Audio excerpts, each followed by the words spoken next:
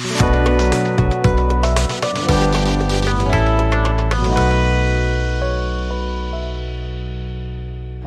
sekarang kita akan membahas tentang budaya positif. Usah pakai mic ya Bapak Ibu ya? Pakai. Oke ya. Nah, menurut Bapak dan Ibu budaya positif itu apa? Yang bisa menghantarkan panas. Oke ya. Oke. Nah, kita kemari dulu. Sebelum kita ke budaya positif, ini Bapak dan Ibu, di kurikulum Merdeka kita memakai pemikiran Ki Hajar Dewantara. Pertama, menuntun kodrat anak. Anak tuh waktu lahir udah bawa kodratnya masing-masing. Jadi kita tinggal membentuk, mereka itu ibaratnya sudah bibit. Tinggal kita tanam. Ada yang bibit padi, ada yang bibit jagung, kita ini ibarat petani. Mereka tuh udah memang sudah ada. Jadi kalau dulu ada yang bilang katanya anak seperti kertas polos, enggak. Anak-anak bukan kertas polos. Mereka sudah terbentuk, tapi samar-samar. Tugas kita guru adalah untuk menjelaskan yang samar-samar tadi. Kalau seandainya kertas kosong, berarti kita bisa buat sesuka hati. Selama ini kan kita salah. Kita pikir kertas kosong, mau kita bentuk, melawan mereka. Nah, jadi bagus memang. Kemudian, nah ini yang kedua, pendidik ibarat petani dan murid adalah tanamannya. Karena mereka tadi sudah memang bibitnya, bukan kita yang buat. Apa yang udah ada itu nanti yang kita kelola. Kemudian pendidikan memenuhi tumbuh kembang anak. Bapak dan Ibu ini petani lebih paham daripada saya yang bukan petani sebenarnya. Jadi kita tinggal ngapain nanti? Mupuk. Kita nggak ciptain bibitnya. Mereka memang sudah dilahirkan seperti itu. Sudah terbentuk. Ada yang gambar segitiga tapi nggak jelas. Kita terangin nanti. Selama ini kita pikir mereka kertas kosong, kita lukis gambarnya segitiga. Waktu datang gambar segitiga, kita paksa segi empat melawan anak-anak Bapak dan Ibu. Kemudian bermain adalah kodrat anak. Makanya nanti waktu belajar adakan ice breaking supaya mereka senang, karena untuk murid-murid anak SMP itu mereka bisa konsentrasi paling lama itu hanya 40 menit paling lama. Jadi setelah 40 menit nanti pakai ice breaking. Entah main tutup mata. Ice breaking itu adalah untuk menenangkan hal-hal yang terganggu. Jadi otak ini kan tegang. Jadi namanya ice breaking. Ice breaking itu artinya pemecah es. Iya, mendinginkan. Kalau kita paksa 2 jam pelajaran, mereka belajar, ibu stres, murid-murid pingsan. Kita kan selama ini seperti itu, maksa gitu ya. Ternyata kita salah ilmunya Bu, udah sekian puluh tahun kita salah. Oke, kita lanjut ya. Nah, menurut Bapak dan Ibu, apakah kira-kira di kelas sudah melaksanakan budaya positif? Kita kan harus tahu Bu, kita guru harus tahu supaya bisa merefleksikan itu. Lah kalau kita nggak tahu gimana? Ini nama amalu bi positif ya Bu. Oke. Nah, bagaimana cara kita menciptakan budaya positif? Nah, caranya menciptakan budaya positif kalau Bu Asih gimana? Berdoa. Betul. Itu memang salah satunya. Benar. 5S apa? Senyum, salam, sapa, senyum. Pokoknya sopan santun ya. Nah, oke. Nanti yang kita bahas ini Bapak dan Ibu, disiplin positif dan nilai-nilai kebajikan universal, baru kemudian kebutuhan dasar manusia. Selama ini kita nggak tahu kebutuhan dasar manusia, kita paksa. Padahal kalau kita jadi murid, kita digituin, kita nggak mau. Nah, di sini nanti kita belajar. Kemudian ada keyakinan kelas. Gimana caranya supaya kelas itu bisa berjalan tertib dan aman? Nanti kita adakan keyakinan kelas. Nanti akan ada bedanya dengan peraturan. Selama ini Bu kita bikin peraturan. Udah kayak polisi gitu Bapak dan Ibu ya, peraturan dor gitu ya. Baru kemudian ada restitusi. Restitusi ini adalah penyelesaian masalah. Selanjutnya nanti di sini kita nampak segitiga restitusinya. Nanti kita nampak Bapak dan Ibu. Saya waktu belajar ini pun ketawa-ketawa. Sebegitu bodohnya saya sebagai guru ternyata. Pantas anak-anak ini melawan ya. Lanjut. Nah, ini disiplin positif dan nilai kebajikan universal. Menurut ibu-ibu disiplin itu apa? Melaksanakan segala sesuatu itu sesuai dengan aturan. Oke, aturan ya Bu. Balik lagi ke polisi ya Bu, sedikit-sedikit aturan. Oke Bu, kita lihat ya. Nah, makna disiplin. Boleh nampak? Bisa nampak Bapak dan Ibu kan? Bisa ya. Matanya masih bagus kok. Oke. Disiplin itu ternyata Bapak dan Ibu berasal dari bahasa Latin, artinya disiplina. Perempuan ini nampaknya Bu. Kalau laki-laki kan disiplino. Disiplina Bapak dan Ibu. Iya. Ternyata disiplin itu artinya belajar. Makanya kan ada disiplin ilmu, belajar ilmu. Kita pikir yang namanya disiplin itu aturan. Tuhan berarti disiplin tuh. Betul, betul. Ya. Nah, kita cenderung menghubungkan kata disiplin dengan ketidaknyamanan. Ujung-ujungnya kalau kita bicara aturan, kita bilang kamu harus disiplin. Yang dengar udah stres duluan. Karena kenapa? Disiplin kita itu balik lagi aturan. Anak-anak SMP apalagi itu kan paling benci dengan aturan, bukan? Paling benci dengan aturan. Nah, saya ternyata selama ini salah. Mungkin ibu-ibu benar, saya kayaknya yang paling melanggar ini sebenarnya. Nggak paham saya ternyata. Lalu dalam budaya kita, disiplin adalah suatu hal untuk mendapatkan kepatuhan. Nah, kita lanjut ya Bapak dan Ibu ya. Iklan tadi lewat. Oke, sekarang Allah. Dibelikan dong Bu.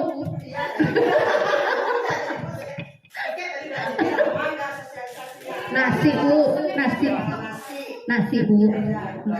Oke, daging kambing ya Bu. Biar semangat kami Bu. Oke. Oh, Bu, ini kita harus selesai. Saya nggak tahu sampai jam berapa, tapi ini kita harus selesai. Memang harus kita selesaikan supaya selesai terus. Minggu depan nggak ditunda-tunda lagi kayak kemarin. Makanya sekarang udah bisa dibeli itu. Enggak, kayaknya jam nggak bisa. Kalau jam 12 sudah selesai. Kita nanti ada permainan juga.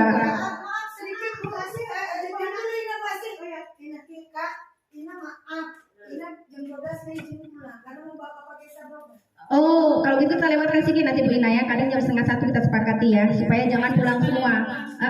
Artinya jangan, supaya bisa selesai. Itulah berarti, oke, kita ini ya, gitu.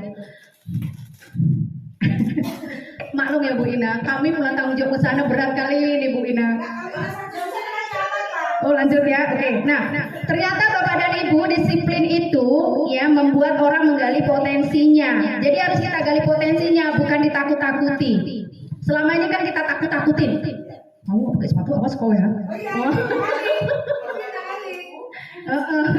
Ternyata Bapak dan Ibu, oke, kita lihat kemari. Nilai kebajikan universal. Nah, nilai kebajikan yang ingin dicapai oleh seluruh anak Indonesia kita dengar dengan profil pelajar Pancasila. Kita semua pasti udah tahu. Nanti, ya Bu, nasi kami nggak jadi Bu. Wah, mantap Bu, I love you Bu, sarangnya yuk. Oke, nanti Bu di tiap kelas, terutama wali kelas, ditempel profil pelajar Pancasila supaya anak-anak akrab. Kalau guru-gurunya kan udah di luar kepala semua. Pertama, beriman dan bertakwa kepada Tuhan Yang Maha Esa dan berakhlak mulia. Lalu mandiri, bernalar kritis, berkebinekaan tunggal ika, gotong royong dan kreatif. Ini nggak usah saya jelasin, ibu-ibu udah jago banget nih. Nah, kita sekarang ke kebutuhan dasar manusia. Oh boleh Bu, boleh Bu. Ya, nanti kita ini aja ya, print bareng-bareng ya. Oke, tinggal ditempel ya. Enak banget ya. tinggal bersih ya. Tapi lebih bagus karena profil pelajar Pancasila salah satunya adalah kreatif. Memang wali kelas yang harus kreatif itu ya. Iya. Oke Bu, mau cepat pulang nggak nih? Oke, Bapak dan Ibu kenapa nggak nih? Nah, kebutuhan hidup manusia yang pertama Bu, bertahan hidup. Ini nggak usah dibahas. Anak-anak kita sampai sekarang masih hidup, berarti bertahan. Kita pun kan bertahan hidup, udah pasti makan, tuh nggak usah diajari. Karena itu kebutuhan dasar yang pertama. Nah ini Bu, kenapa anak-anak tuh kadang-kadang suka melawan, nggak dengar omongan kita lagi nerangin, ada aja yang kerjain di belakang, macam-macam dikerjain. nggak didengar kita ngomong. Nah, kenapa bisa begitu? Pertama, kesenangan dia nggak terpenuhi. Ke arah ke kanak budur, diam senangnya main. Kita ajak serius, pingsan weh. Makanya kita harus ngelihat nih kebutuhan anak-anak, dia hobinya apa. Oh, yang dia memang senang main, ajak main. Nanti ini balik ke minggu depan Bu, pembelajaran diferensi. Anak-anak kita kelompokin nanti, yang mau main suruh main. Kasih materi apa? Nah, nanti ke sana, ke minggu depan larinya. Jadi ketika kesenangan terpenuhi, anak-anak mau belajar. Bu Ina senangnya apa coba? Asik Kak. Nah, ini masalah juga di pembelajaran ini kan. Iya. Karena ini udah terapkan. Iya. Karena di kurma ini kan anak-anak kan ada yang kinestetik, dia suka keluar. Nah, aku lupa jadi kan kita kan punya anak-anak ini memang dia nggak mau belajar Bu, dia memang minta Bu keluar aja Bu, yuk ini ikuti Kak, ada ya silakan yang keluar boleh keluar. Nah, Bu aku di dalam aja, di dalam silakan. Jadi kan Kak, ini mantan dalam, yang di luar itu nggak mau belajar dia, makin main nggak selesai, itu gimana? Itu tadi bukan kinestetik. Apa juga tuh? Gaya belajar. Gaya belajar itu ada 3, ada audio, ada visual, ada kinestetik. Audio itu dia lebih ke kuping. Iya. Kalau orang ngomong dia tuh nyambung. Nontonnya nggak nyambung tuh. Ada orang yang malas sosial nonton dulu, ada yang dua-dua. Kebanyakan kan dua-dua. Kita sekalian nonton sekalian dengar. Kebanyakan seperti itu. Nah, kinestetik itu sebenarnya orang yang aktif. Iya, Gitu. Kalau dia yang minta keluar nggak mau belajar, memang motivasi belajar murid-murid kita kan rendah. Kenapa bisa rendah nih? Salah satunya karena kebutuhan dasar mereka tidak terpenuhi. Anak-anak itu biasanya mau main aja. Iya. Nah, waktu yang kakak bikin permainan kan ada antusias kan? Karena mereka suka main. Jadi kita bikin permainan. Nah, anak-anak yang serius kan ada disuruh main, orang putih ya. Kita suruh main, mereka makan dua selai kama. Nah, yang serius bikin kan serius, kasih materinya. Betul seharusnya. Memang kita agak sampai ibu belum apa-apa udah pesimis. Kalau gurunya pesimis, anaknya kuno. Berarti itu harus kolaborasi dengan guru lain. Iya, kita memang harus berkolaborasi. Makanya di sini memang kita harus kolaborasi, harus kompak. Nanti nih ketemu guru, nggak bisa lagi kita kayak gitu Bu. Kenapa? Kita memang harus sudah berkolaborasi semuanya. Semuanya seperti itu. Iya. Saya pengen dia mau kolaborasi dengan ibu kan ibu nggak sempat. Ini contoh, bukan itulah fakta kita, contoh. Kolaborasi ya.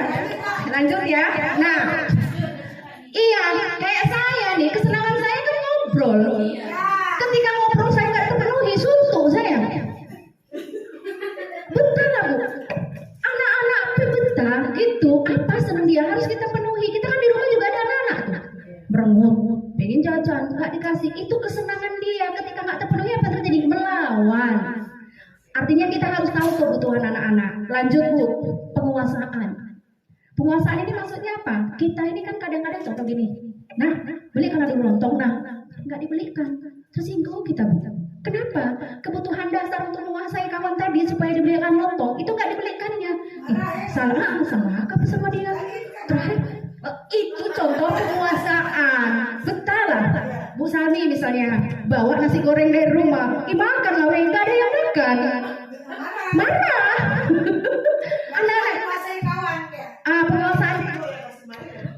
Penguasaan di sini Bu, maksudnya ada keinginan dia yang tidak terpenuhi, gitulah maksudnya. Ada niat dia yang dia ingin melakukan, tapi justru ditolak orang lain. Itulah yang namanya penguasaan. Nah, anak-anak pun begitu.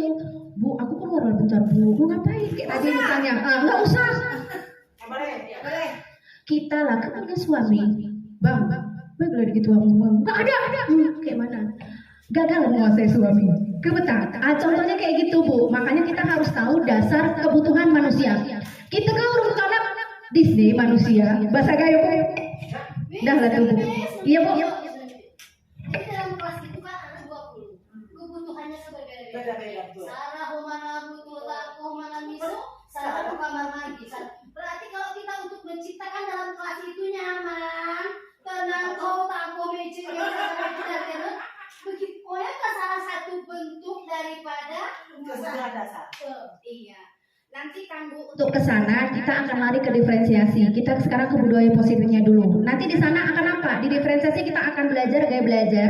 Kita nanti akan membagikan link secara psikologis supaya tahu ini anak ini masuk kelompok kemana, anak ini masuk kelompok kemana. Seru sebenarnya Bu. Nanti iya, nanti kita bagi. Nanti ada ininya. Nanti seru Bu, kalau udah psikologi seru. Nanti mereka belajar, oh rupanya dia masuknya ke kemari, dia masuknya kemari. Minggu depan Bu, seru sebenarnya. Untuk pembelajaran diferensiasi itu perlu. Kalau kita ujian Bu, ujian. Kenapa kita ambil Senin? Kalau Senin kan semua datang, seperti ini semua datang gitu. Jadi enak kan, gak ada yang ketinggalan. Nah, lanjut Bu, kasih sayang dan rasa diterima. Anak-anak kita kebanyakan Bu, memang tidak terpenuhi kasih sayangnya. Ada yang orang tuanya bercerai, ada yang bapaknya galaknya ngalah-ngalahin Hulk, ada yang emaknya kayak Wonder Woman, sedikit-sedikit teriak. Jujur Bu, setelah belajar ini saya praktekin dulu ke anak-anak. Saya jujur sampai sedih Bu, maksudnya gini, mau nangis.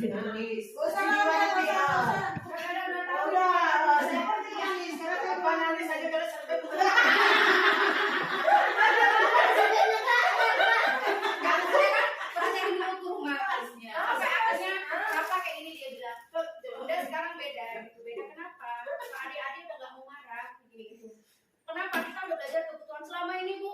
Enggak ini sedikit marah, ini sedikit marah. Karena emosi. Iya. Emosi sama bapaknya anak. Itu iya. Jadi ternyata anak-anak itu ketika kita tanamkan marah itu kan negatif. Iya. Ketika tanamkan negatif tumbuh dari negatif. Ditirunya, dibikinnya ke adiknya. Dulu sama Rama kan gitu. Kau siapa? Hah? Akunya mamamu yang ngasih makan kau. Nah, ada adiknya nih. Kau siapa? Kau adikku, aku abang kau. Begitu melihat itu Bu mikir, Salah dari kita. niru dari kita Bu gitu. Jadi sekarang yang pelan-pelan lah ditempeli kertas ke dinding terserah lah. Kesenangan dia Bu kita larang.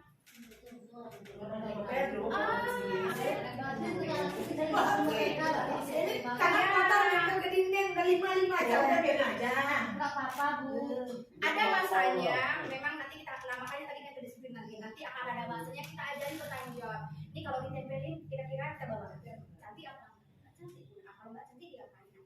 Cabut aja ya Bu. Dicabut Bu dengan sendirinya. Kalau dulu kan tempelin suka tuh kalau nggak capek yang ada didengar enggak Bu makin melawan. Jadi Rapi dan mereka alhamdulillah udah nggak salah didik kayak Rafa. Jadi saya bikin dulu ke anak-anak. Ke kelas pun udah saya bikin alhamdulillah kayak yang bandel-bandel pun. Setidaknya gini, mereka nggak ngelawan kita lagi. Model kayak Irfan yang sekarang lawan, kita bikin marah, makin melawan. Nah, nanti kita praktekin Bu. Pokoknya jangan pesimis dulu. Bagus Bu, serius bagus. Nah, kebebasan kayak tadi Bu Roda, anak mau kemari, bolak-balik pipis. Memang mau bebas begitu. Biarin aja. Mau pipis akan pipis. Tapi habis itu balik ya, jangan lama-lama ya. Gitu. Kita lah coba Bu. Nah, coba kayak Ina lah tadi. Kak, aku permisi Kak. Waktu dibilang nantilah dulu, itu aja udah. Gimana sih?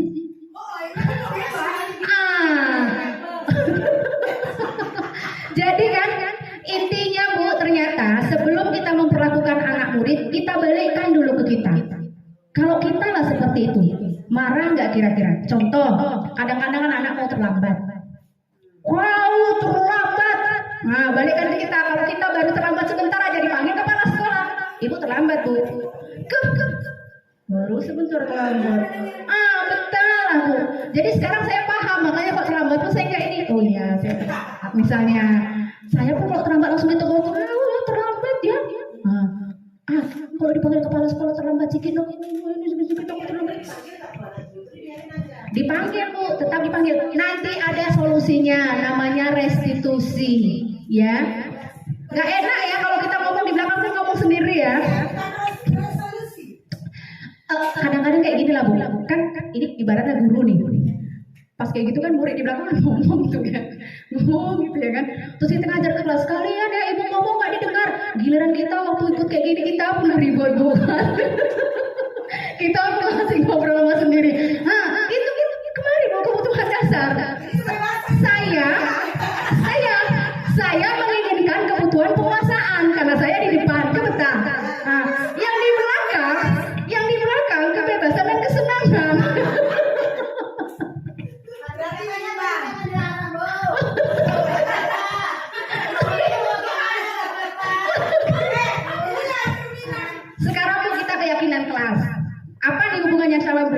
positif ya. Kira-kira Bu, keyakinan kelas itu apa? Sama nggak dengan peraturan kira-kira? Kebiasaan yang dijalankan di dalam kelas. Boleh. Ya sama seperti kontrak. Oke, iya. Coba kita lihat ya Bu. Nah, ini kan Bu, mengapa tidak peraturan saja? Mengapa harus keyakinan kelas? Nah, saya jelasin. Kalau peraturan itu anak-anak tidak dilibatkan. Tiba-tiba aja ada peraturan masuk SMP 65 Gajah, peraturannya udah harus pakai sepatu hitam, pakai kaos putih. Anak-anak kan nggak dilibatkan. Keyakinan kelas, anak-anak dilibatkan dan konsekuensinya mereka harus tahu. Kalau peraturan ketika mereka melanggar, nggak tahu Bu. Masih ada alasan yang tahu kenapa? Peraturan itu keterpaksaan karena dia tidak dilibatkan. Kemudian peraturan itu boleh menggunakan kata yang negatif, misalnya jangan terlambat, itu peraturan. Jangan merokok, itu peraturan. Keyakinan itu harus menggunakan kalimat yang positif, yang dia tidak berbentuk larangan, tapi ngajak. Contoh misalnya jangan merokok. Keyakinan kelasnya jaga kesehatan, jaga jantungmu. Nah seperti itu. Larangannya misalnya jangan membuang sampah sembarangan, itu kan peraturan. Kalau keyakinan berarti jagalah kebersihan, buanglah sampah pada tempatnya. Nah seperti itu. Keyakinan kelas, saya lihat itu kemarin alhamdulillah, walaupun kita sosialisasikan, tapi kemarin udah jalan. Di kelas-kelas saya lihat udah ada beberapa yang rata-rata sudah ada keyakinan kelas, tapi saya lihat masih ada peraturan.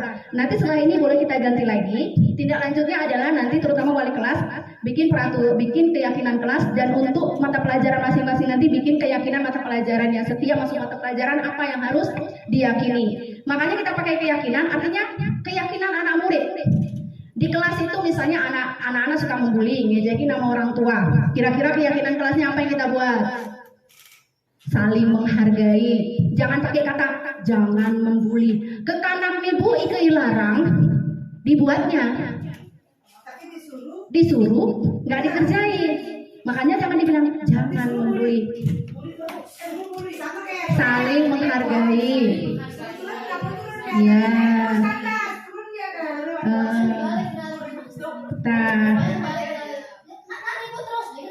oh, iya.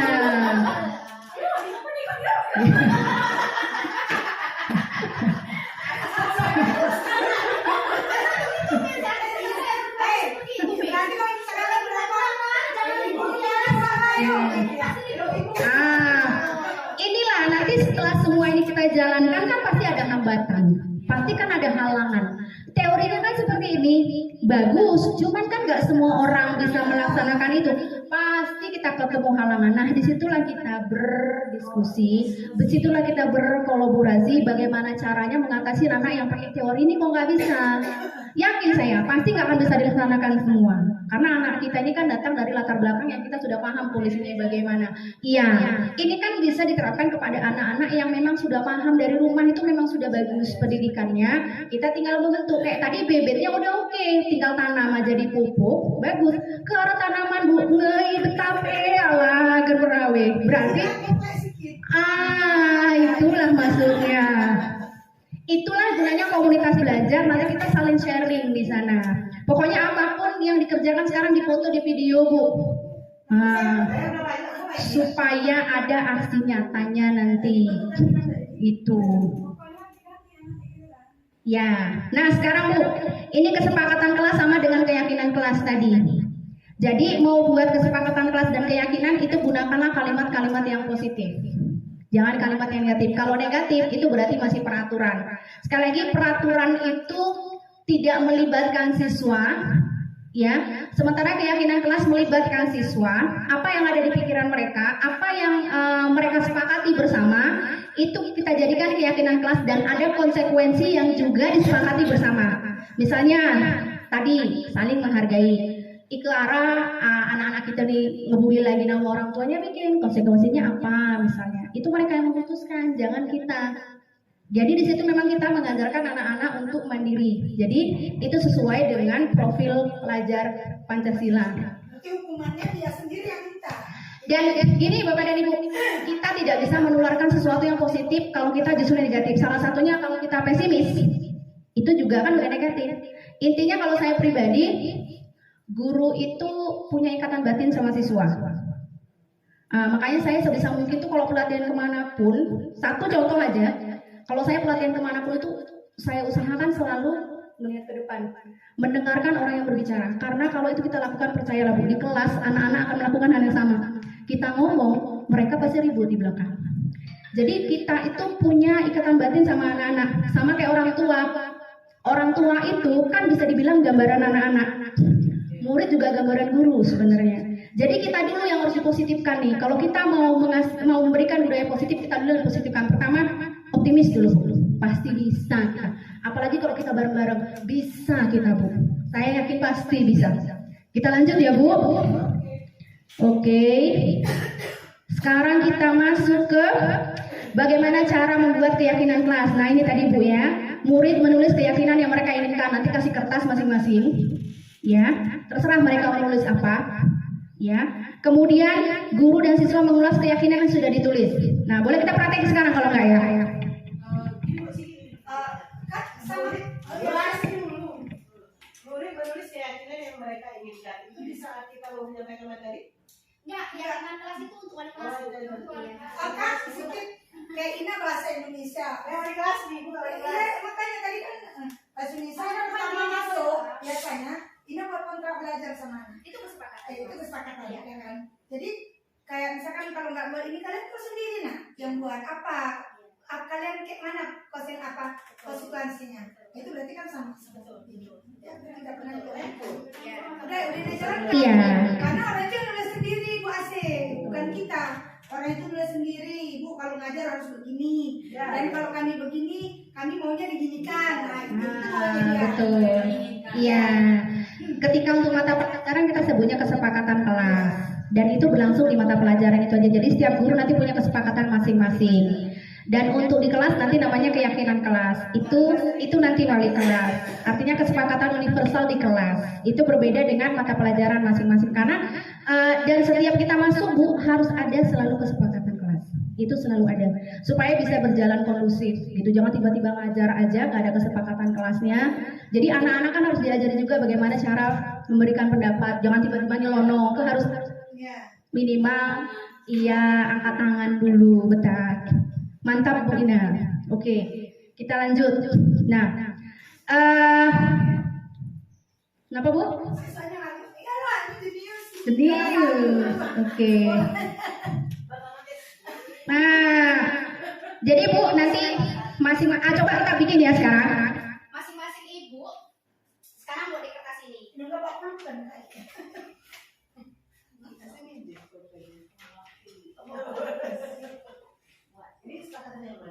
Ini keyakinan kelas. Keyakinan kelas. Jadi kita murid. Jadi kita murid, kita siswa satu kelas. Intinya. Oke. Boroda saya ke. Kayaknya batu kan. Mudah-mudahan tanda yang baik ya Bu. Mana ini? Ibu isi. Mana tulis? Keyakinan kelas. Satu aja Bu. Mana isinya ini Kak? Kalau kita berarti keyakinan sekolah, karena kita guru ya kan, keyakinan sekolah. Apa yang harus kita buat nih gitu? Salam ibu, salam ibu. Satu pulpen sekolah. Kita di guru.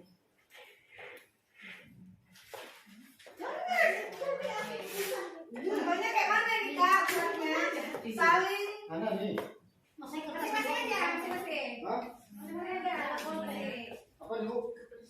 Tulis keyakinan kita buat keyakinan sekolah dulu. Apa yang harus kita sepakati bersama? Komunitas kita. Iya, masing-masing. Iya, dulu. Satu aja, satu orang satu aja, nggak usah banyak-banyak. Oke, ini kayaknya saya nih ya. Kan keinginan saya. Jangan baper ya, Miss Asma ya. Masa gurunya baper.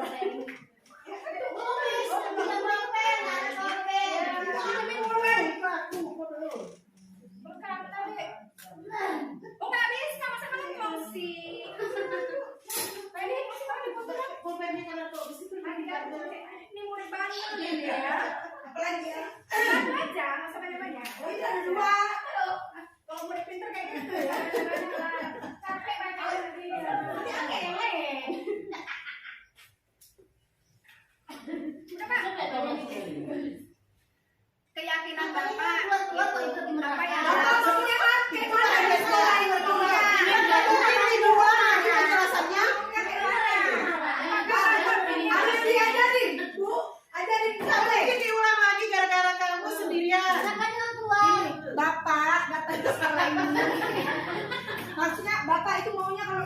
sekolah itu di sekolah ini maunya kita kayak mana? Bapak maunya bapak. Oh, tulis. Ini yang namanya kolaborasi. Iya, ini akan saling membantu. Bukan kolak pakai terasi. Si kertas itu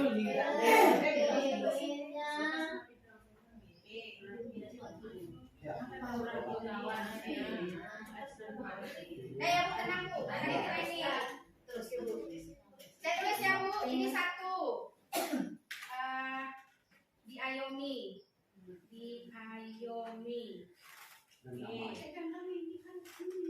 Nanti kita sepakati ya. Yang kedua, jujur.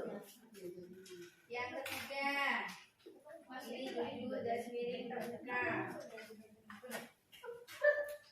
Baru kerjasama yang baik. Terus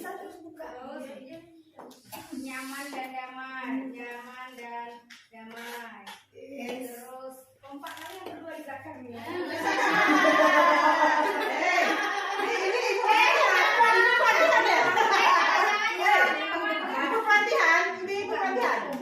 Bapak lagi kerja di kebun. Bu, tengok dia Bu. Kerjasama itu kan enggak sama, oh beda ya sama yang lain. Ini kan semua, maksudnya nanti baru kita sepakati. Ini ditulis semua. Datang tepat waktu. Nyaman dan damai, nyaman dan tenang. Tapi butuh ketenangan, Miss. Nah, Itu repat. datang orang tua. Nah, nanti kan Bapak dan Ibu waktu buat di kelas pun pasti kayak gini, ada yang sama. Iya. Nah, baru inilah fungsi guru untuk merangkum semua ini. Tanya lagi ke siswa-siswa, nanti ada yang perlukah dibuang. Nah, karena ini ada yang banyak, berarti kan ada yang perlu dibuang. Berarti mana yang dibuang? Ini kan perlu kita buang. Ini kita buang karena udah ada di atas. Ini juga kita buang. Oke. Kemudian Datang tepat waktu juga udah. iya, nyaman dan damai ini sama ya. Sama tuh, Iya. 45 sama tuh. Iya, berarti ini kita buang. Iya. Nah, Sama namanya gua. yang ribut dulu kau. Oh, katanya kalau misalnya kesepakatan itu, pertemuan itu kan kesepakatan. Kemudian misalnya ada kelakuan, tingkah laku yang memang melanggar, jadi kan maksudnya nggak cocok lah itu dikerjakan, tapi nggak ada kesepakatan itu. Berarti itulah perlu ada tindak lanjut. Nanti kita masukkan lagi. Jadi keyakinan kelas ini bisa kita revisi. Apakah bulan depannya atau kemudian setelah ada kasus misalnya, yuk keyakinannya kita rubah ya karena ada pelanggaran misalnya. Jadi keyakinan kelas itu dia tidak baku untuk 1 tahun atau 1 semester. Nah, jadi nanti tinggal kita revisi. Itulah perlunya tindak lanjut. Nah, ini udah Bu, berarti udah selesai keyakinan kelas. Ini udah bagus karena muridnya pula guru-guru. Ya udahlah nggak perlu diinin lagi. Nanti anak-anak kan pasti ada kalimat yang negatif. Jangan ini, jangan itu. Ini semuanya udah positif, berarti udah pas. Jadi keyakinan sekolah kita diayomi. Ya. Nah, pertanyaannya mengayomi siapa? Saya atau mengayomi Pak Isadan? Ya, saya aja. Saling mengayomi gitu ya. Nah, berarti di sini kita bikin saling mencintai. Nanti yuk. Tenang. Ya, Kita cukup jujur. suaminya aja Ya, cintanya. kerjasama yang baik, nyaman dan damai, datang dan tepat waktu. Iya. Nah, berarti di sini kita ganti menciptakan Kenyamanan. iya Mencipu. nyaman enggak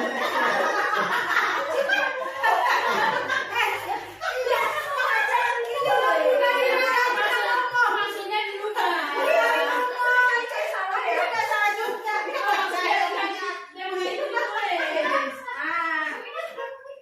Itulah nanti Bapak dan Ibu bikin keyakinan kelas. Iya, Bu, nampaknya sepele loh. Padahal dari sini anak-anak pun bisa mengeluarkan pendapat. Cuman kayak gini aja kadang-kadang anak butuh 1 jam loh. Ngapain ya? Nah, hal yang sepele ini mereka belajar untuk mengeluarkan apa yang di pikiran mereka. Padahal cuma 1 kalimat loh itu, atau 1 kata. Tapi mikir juga mereka lama. Jadi biasakanlah untuk meminta pendapat anak-anak. Nah, salah satunya di sini. Kita lanjut ya Bapak dan Ibu ya. Biar yang mau pulang nanti bisa langsung pulang. Oke. Ini ada contohnya. Ini kan? Ini jangan membuang sampah di dalam kelas. Nanti ibu coret kalau ada kalimat negatif. Diganti menjadi membuang sampah pada tempatnya. Intinya Bu, keyakinan kelas nggak boleh pakai kalimat negatif. Iya, jadi harus kalimat yang positif. Kita lanjut Bapak dan Ibu. Nah, ini seru nih. Saya suka waktu belajar ini. Posisi kontrol. Pak Dan. Padahal judulnya budaya positif loh. Oh, tapi gara-gara itu jadi positif ya Pak ya. Itu kan salah satu alat untuk mempositifkan ya Pak ya. Oke. Nah, kita lihat Bapak dan Ibu. Kenapa Bapak dan Ibu? Enggak ya? Saya bacain Bapak dan Ibu. Iya. Jadi Bu, ternyata sekarang kita cek. Selama ini kita di posisi kontrol yang mana? Pertama, penghukum. Salah dikit hukum, salah dikit bersihin WC, salah dikit bikin kalimat saya tidak akan lagi berbuat jahat sampai 100. Salah dikit hormat bendera, salah dikit push up. Atau pembuat orang merasa bersalah. Ada yang melanggar keyakinan kelas atau yang melanggar peraturan. Terus kita bilang, jangan kayak gitulah nak, gak sayang gak sama ibu, gak sayang gak sama miss. Nanti ibu dimarah sama kepala sekolah. Nah, itu membuat orang merasa bersalah. Biar orang kasihan sama kita. Kita di posisi yang mana nanti? Apakah penghukum, pembuat merasa bersalah, bukit sama polisa? Boleh diperhatikan kemari dulu. Ya, nanti ada tindak lanjut sama Bapak dan Ibu ya. Bapak dan Ibu harus membuat aksi nyata ini nanti soalnya.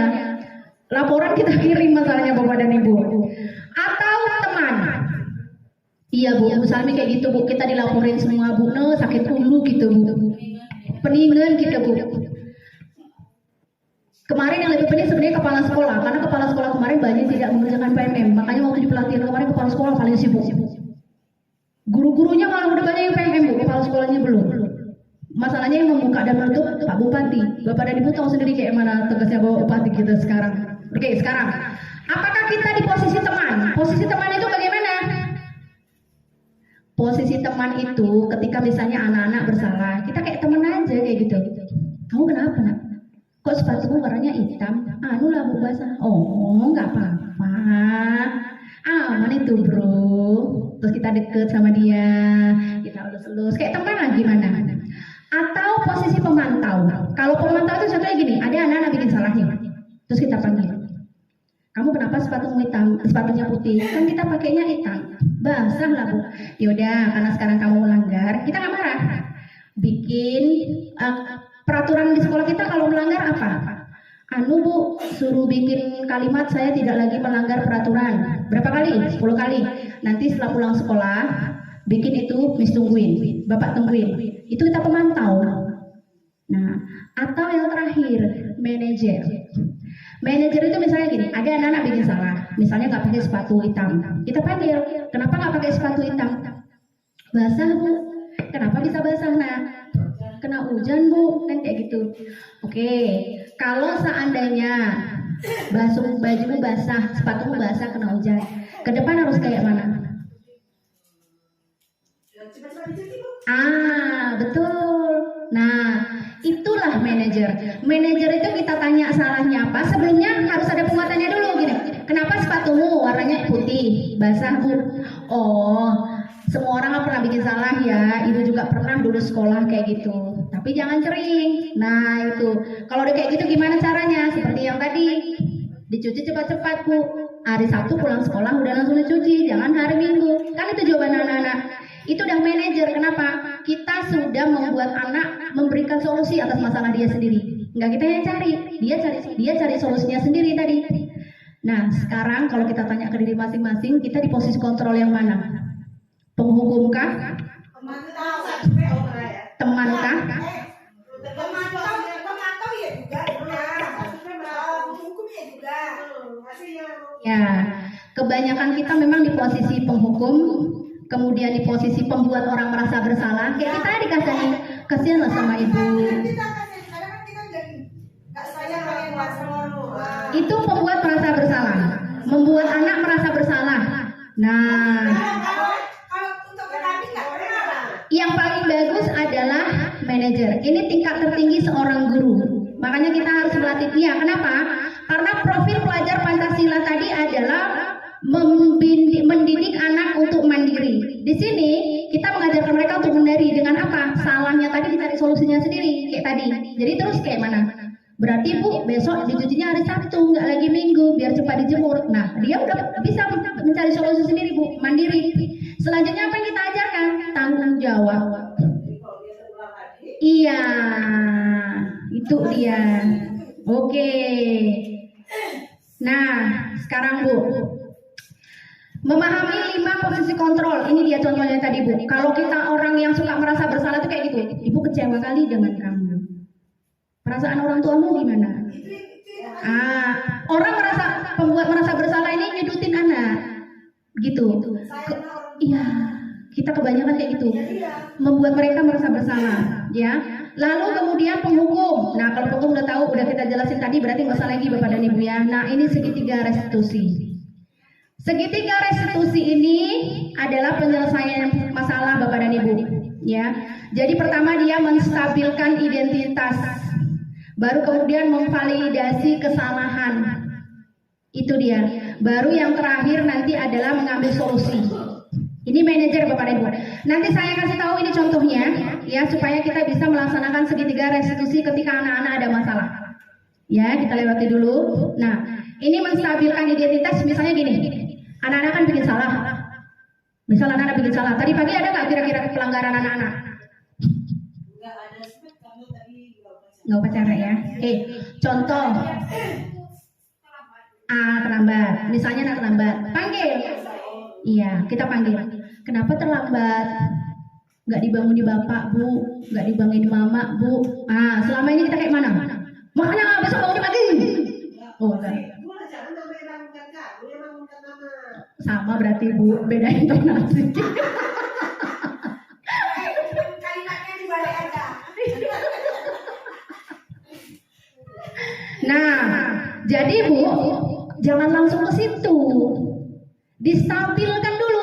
Anak orang bersalah itu biasanya dia tahu dia salah. Kita marah, Berarti ditanya ini. psikologisnya terganggu. Kayak kita lah, kita bikin salah nih, nggak ngerjain administrasi. Kan ditanya misalnya sama kepala sekolah, Ibu kenapa nggak ngerjain administrasi? Kebetulan. Lah Bu nggak sempat. Ibu kan udah guru, harusnya Ibu kan tahu. Bagaimana perasaan kita Bu? Betul. Jadi kayak mana caranya? Nah, buatnya kayak gini. Contohnya nih ya. Jadi supaya stabil dulu dia. Jangan langsung dihajar bisa dibilang. Distabilkan dulu emosinya. Awalnya di Iya. Karena sebenarnya dia tahu dia bersalah. Jangan kita sudutkan. Nah, jadi perlu ilmu psikologi memang di sini. Jadi kita bilangnya gimana? Gak ada lah manusia yang sempurna. Miss juga dulu pernah terlambat. Ibu juga dulu pernah terlambat. Nah, tapi kan jangan sering-sering. Kan kayak gitu. Kalau sekarang gak apa-apa lah. Itu contohnya. Jadi dia ngerasa, oh iya ya, gitu. Jadi distabilkan dulu nih psikologisnya. Jangan langsung kita hentak begitu. Nah, selanjutnya setelah itu adalah memvalidasi kesalahan. Baru kita tanya, kalau terlambat itu benar atau salah? Kira-kira apa jawaban anak? Salah, karena dia tahu memang salah. Jadi nggak perlu kita tuduh, dia udah tahu dia salah. Jangan langsung itulah. Makanya besok suruh bangun, jangan. Terlambat, Miss juga pernah terlambat kok. Namanya manusia, sekali-sekali terlambat kan nggak apa-apa ya. Baru divalidasi nih, supaya dia tahu dia salah, kita validasi dulu kesalahannya. Terus kita bilang, kalau terlambat itu benar atau salah? Udah pasti jawabannya dia salah Bu, udah pasti. Nah, setelah itu Bu, baru kita tanyakan keyakinannya. Kayak mana cara tanyakan keyakinan? Kalau memang terlambat itu nggak benar, kalau memang terlambat itu nggak salah, besok gimana biar nggak terlambat? Iya, pasti anak-anak bangun cepat, Miss. Dari rumah jam sekian, Miss. Itu dia udah ngasih solusi, berarti dia udah mandiri, harus bertanggung jawab. Dapatlah profil pelajar Pancasila tadi. Pasti begitu. Cuma nanti kendalanya ke depan adalah ketika ke depan melakukan hal yang sama lagi. Kan seperti itu nanti kendala ke depannya. Ini kita bicara yang nomornya dulu Bapak dan Ibu. Jadi intinya ketika anak bersalah, Bu, jangan langsung ditodong. Jangan langsung disalahi. Dia tahu kok dia salah, kayak kita bikin salah. Pada dasarnya manusia ketika salah, Bu, mau dibela atau disalahin? Dibela. Kita pun kalau salah, kita tahu kita salah, tapi pasti pengen dibela. Pasti pengen dibela. Anak-anak juga kayak gitu. Jangan langsung kau terlambat, makanya besok-besok mau cepat. Iya, udahlah dia dari rumahnya pun udah lari-lari. Nggak usah. Sampai kemarin, kau terlambat. Jadi Bu nanti dipraktekkan Bu ya. Bentar lagi ya, nanti 5 menit lagi, biar kita selesai. Bentar lagi selesai. Iya, udah mau selesai. Ada pertanyaan sampai di sini Bapak dan Ibu? Jelas ya, oke. Kalau nanti ada nanti kami tanya. Iya, betul. Nah, oke Bapak dan Ibu. Ini pertanyaan dulu Bapak dan Ibu. Setelah belajar tadi Bu, apa paradigma yang Ibu dapatkan? Iya. Saya seorang guru yang suka berhukum, yang suka ngomongin anak-anak generasi. Kamu ya, Berarti selama ini salah kita mendidik anak. Sebenarnya Masa mendidik anak di rumah berarti salah. bahasa Indonesia bukan salah. Dulu ketika kita belajar kurikulum yang lalu, ini merdeka baru sekarang merdekanya. oh berarti Sehingga kemerdekaan Beda kurikulum dulu sama sekarang. berarti kita guru yang profesional selalu mengikuti kurikulum. Iya. Sama kalau kurikulumnya kepemilikan kita kan berbeda. Ya.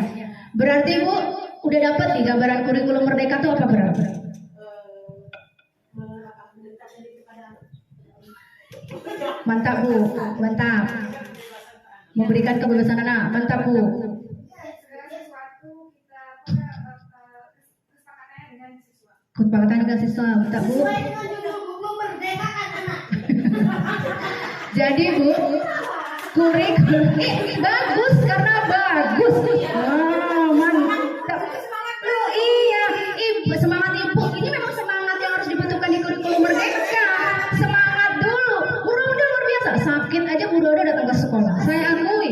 itu karena kurikulum merdeka kan? Iya, serius. Jadi Bu Roda salah satu guru yang saya acungi jempol. Sakit pun datang ke sekolah. Betah. Nah, mantap, langsung salam kita dulu. Iya kan, salah satu guru yang kalau sakit datang dia. Serius. Terus semangat. Kalau tahu Bu Roda di kelas, luar biasa. Mantap. Cuma yang saya pikirkan, waktu di rumah apa nggak sakit tenggorokannya? Sesuai dengan peraturan MIS.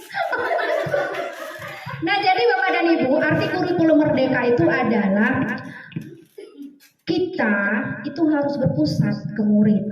Anak itu merdeka sesuai dengan kodratnya. Jangan kita bawain, kita kan kadang-kadang gini loh, suka banget kita. Dulu ya Mama waktu sekolah, ke murid-murid, saya dulu waktu sekolah nggak bisa Bapak dan Ibu.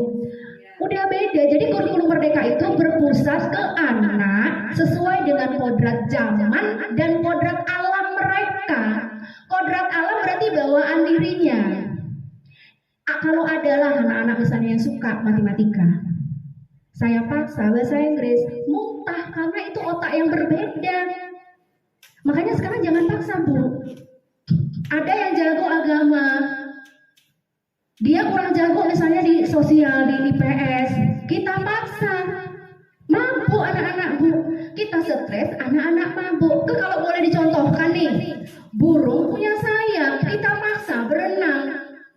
Ikan punya sirip, kita paksa terbang. Apapun ceritanya, saya dulu pun belajar terbang pakai sirip.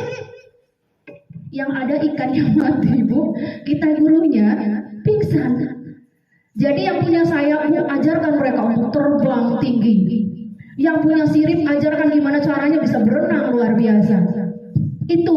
Jadi kalau anak-anak Ibu misalnya matematikanya nggak jago kayak Bu Nadira, ada yang nggak jago matematika.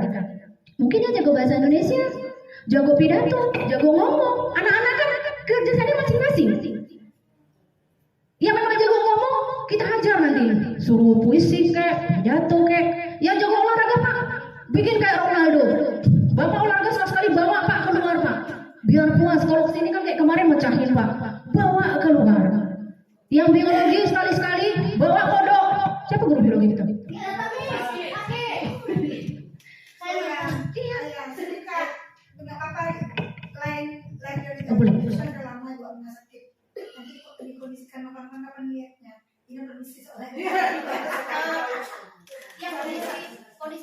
marah Bu. Itulah makanya. Baik. Jadi kayaknya kan bisa dilakukan. Anak itu kan rapat kemarin Bu, kan saya kali jadi di rahim itu masih Bu. Jadi kenapa yang mau gitu? Iya. Kayaknya besok mana maksudnya dia udah lama sakit nggak kita dihubungkan. Dia orang baru nanti pikirnya kita nggak betul. Masalahnya kita tahu dia memang sakit. Tapi kalau saya rasa besok tuh bisa karena anak-anak jawabnya cepet kali. Itu kan ada soalnya. Saya 25 Bu. Anak-anak kita kalau merasa bersalah sadar sendiri. Tapi asli anu Bu, banyak teksnya. Jadi solusinya ke depan bagaimana Bu? Ada sendiri. Nah, itu sudah masuk segitiga restitusi ya. Bu, saya nggak nyalahin loh Bu ya, wajar manusia Bu. Apalagi kemarin kan masih. Tapi dia nggak kasih beresin, berarti itu ke depan dia nggak bisa. Inilah contoh restitusi. Ibu kenapa bikin soal cuma 10? Nggak bisa. Nggak bisa. Apa itu begitu? Menurut Ibu 10 soal sementara disuruh 20 itu benar apa salah? Ke depan kayak mana Bu? Itulah contoh restitusi ketiga kayak gitu Bu. Saya nggak bercandain. Bu Asi ya, itu salah. Kayak tadi kan Ibu kecil hati walaupun bercanda. Aku pun nggak bisa gitu ya. Begitulah Bu anak-anak. Bu, kalau saya boleh kasih saran Bu, sebelum ke murid praktekkan dulu ke anak-anak. Percaya ke saya Bu, perubahannya ada. Kan kita ini akan menjalankan, memang mau nggak mau harus kita jalankan. Ya. Yang pasti pikiran sekarang adalah kita anak atau ada 30. Yang seperti dikatakan tadi kita harus kolaborasi. Kalau kayak Mbak Alsa misalnya yang mau ke lapangan 5, yang nggak mau 6. Jadi yang tinggal ini siapa yang mengurusnya? Kita kolaborasi sama kawan tadi. Ya, maksudnya kita punya masing-masing nih, kita pun di kelas. Guru yang ada aja kayak. Bu, jangan salah paham dengan kolaborasi yang itu ya. Kalau mata pelajaran itu tetap ditangani masing-masing. Nanti anak bisa berdasarkan dengan gaya belajarnya, kemudian dengan kemampuan belajarnya. Untuk gaya belajar, kita belajar minggu depan, kita belajar psikologi di sana. Enak Bu, yang suka biologi nanti belajar kali siang. Nanti kita bakalan tahu anak kita itu Bisa gimana. diselit kayak hari Rabu. Kenapa mesti harus ke depan kan? Kalau bukan komunitas belajar kita kan memang programnya Positif seminggu. tadi Bu ada di PMM tuh soal. Oh iya bentar ya. Pengennya kan Miss, saya maunya tiap hari Terus kita kan kelas. Kita ada hasil. Mungkin ya Bu, kayak Bu Asih tadi. Iya. Kalau mata pelajaran enggak, kolaborasi itu ke semua guru terlibat jika proyek. Berarti Nggak usah pakai tip. Bu, tunggu saya tutupkan dulu karena ini nggak ini biar kita tutupkan dulu. Bentar dulu, biar saya tutupkan dulu. Jangan ditutup Iya. Ini nggak kita tutup. Oke. Jadi Bapak dan Ibu, kita sudah selesai tentang budaya positif. Jadi nanti PR untuk wali kelas adalah membuat keyakinan kelas. PR untuk mata pelajaran berarti membuat kesepakatan kelas. Baru Bapak dan Ibu nanti masing-masing nanti ada nih di PMM. Membuat penyelesaian masalah dengan anak-anak dengan menggunakan restitusi. Saya tadi mau kasih contoh video restitusi Bapak dan Ibu ya, biar nampak kayak mana buat restitusinya.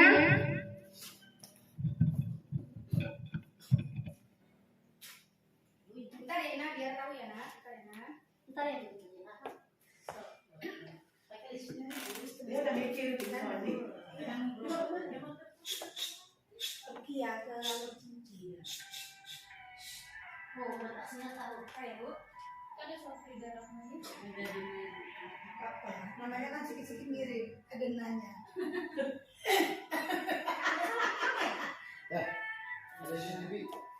Itu anu tuh udah siap, saya buka itu.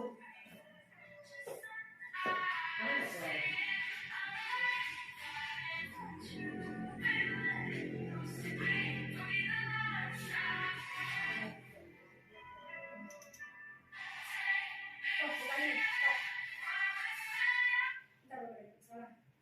Saya Refleksi ya. iya.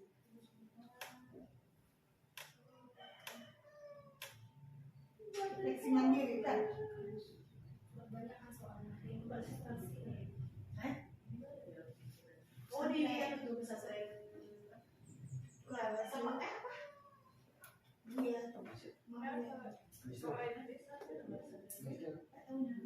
Mungkin sama. Ini aku sedih.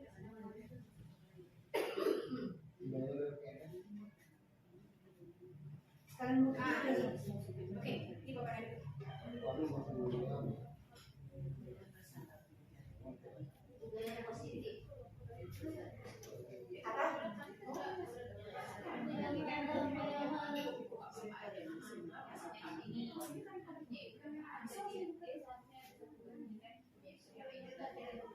Udah Kak? Bisa Kak? Enggak. Yang tadi bisa kan Kak? Ini ya. Udah. Tapi udah bisa.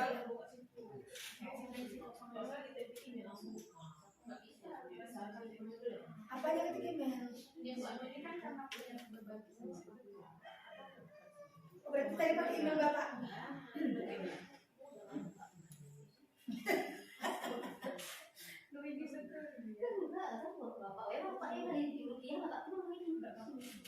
Bisa dia bawa email Bapak. Kalah, ini kalah.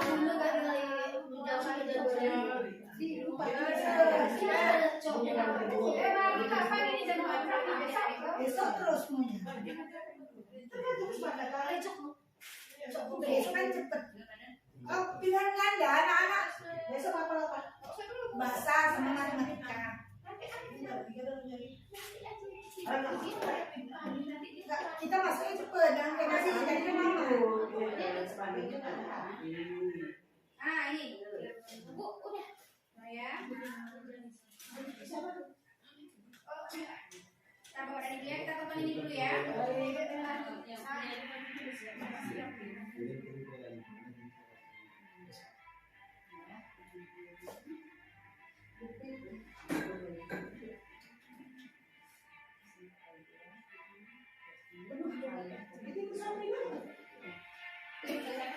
Iya, ini siapa? Kak, jawab Kak. Katanya kakak mau ganti, kan mau ganti. Biar nampak, biar dengar suaranya semakin. Ini terakhir Bu, abis ini kita bisa pulang.